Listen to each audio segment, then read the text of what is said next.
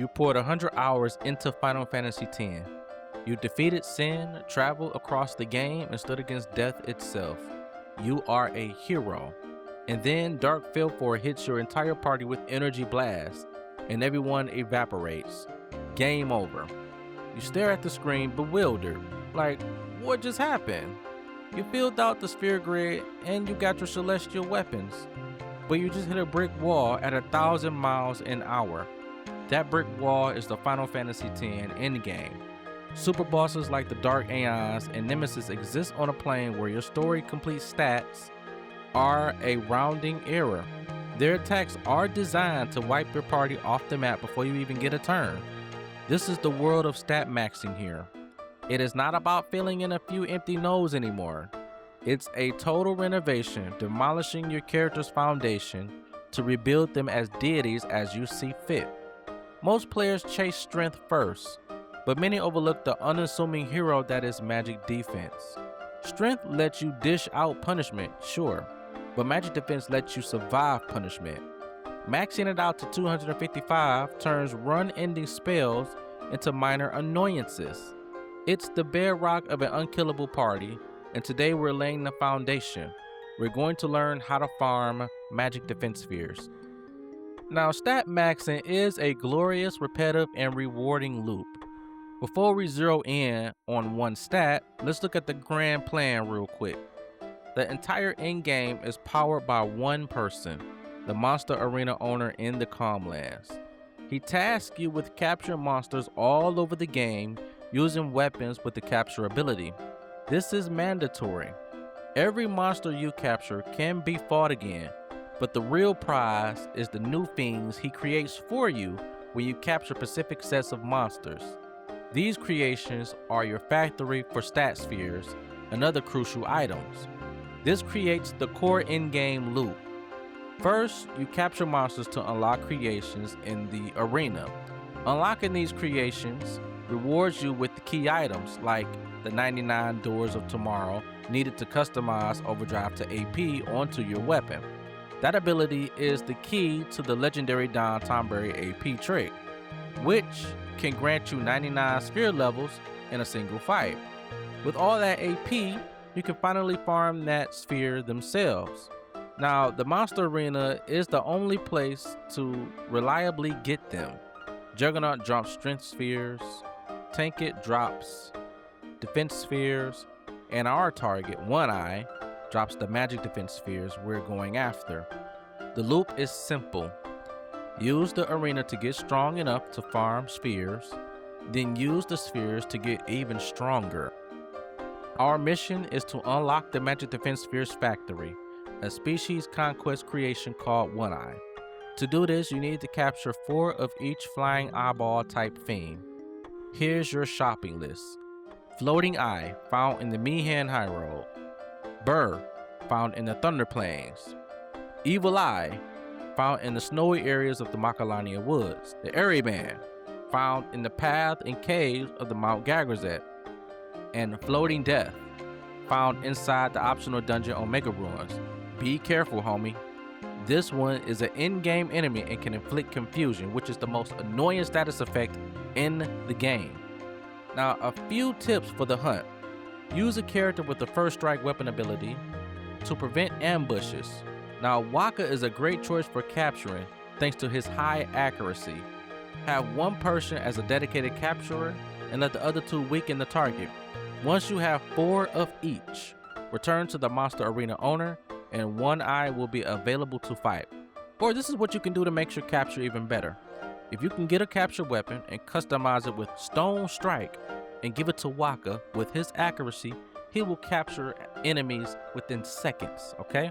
Now, some enemies are immune to stone, or you can use another character like Titus to customize Death Strike, or you can customize First Strike. But definitely Capture and Stone Strike is the best choice, and equip it with Waka. Now we have to beat One Eye over and over again. Now efficiency is everything here. It has 150,000 HP and opens with Shockwave, an attack that can inflict a host of status effects, and I mean annoying status effects.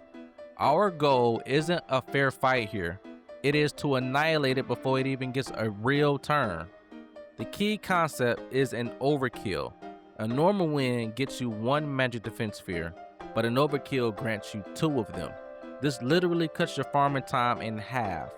Here are a few fast and effective strategies. The AI strategy. This is the easiest method early on.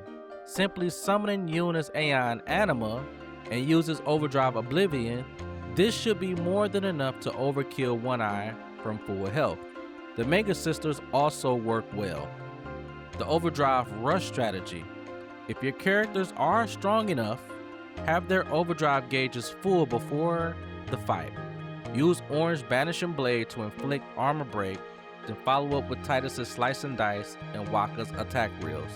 This combo should finish the fight before One Eye even acts. The Quick Hit strategy. Once your strength stat starts climbing up, this is the fastest method. With high strength and agility, characters like Titus and Wakka can use Quick Hit command repeatedly to kill the One Eye in seconds. Now, if any of those methods do not work, I call this the trio method. This is where Titus, Wakka, and Riku are your main characters for this fight, especially Riku.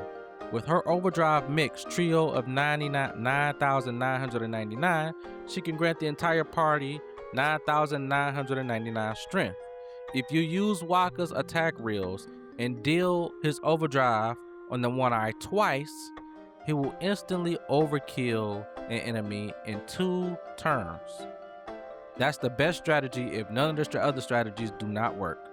Now the loop is simple.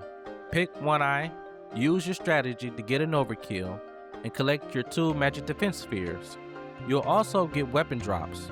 Many of the weapons here drop triple AP abilities or triple overdrive, which are perfect for AP trick or can be sold for a ton of gil. Now you've done the grind, and now you have a mountain of magic defense spheres. It is time for the grind renovation here. You need clear spheres, which you can purchase from the Monster Arena owner for 10,000 gil each. However, to unlock the ability to buy them, you first have to capture at least 5 of every single fiend in the game. This requires the Super Boss Ultima Buster, and only then will the owner sell you clear spheres. These let you erase any activated node from the sphere grid. So find an old weak node like a +1 strength, use a clear sphere, and get it to leave a blank space. Now use one of your hard-earned magic defense spheres on that empty node. It will transform it into a +4 magic defense node. All that's left is to use a common mana sphere to activate it. Repeat this process until your magic defense stat hits that magic number of 255.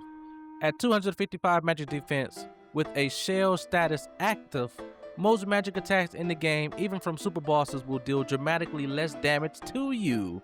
An attack that once wiped your entire party barely even scratches you, homie. This is the invincibility we're aiming for. By starting with magic defense, we're making your party invincibly resilient while also getting triple AP weapons needed to speed up your farming process with every other stat.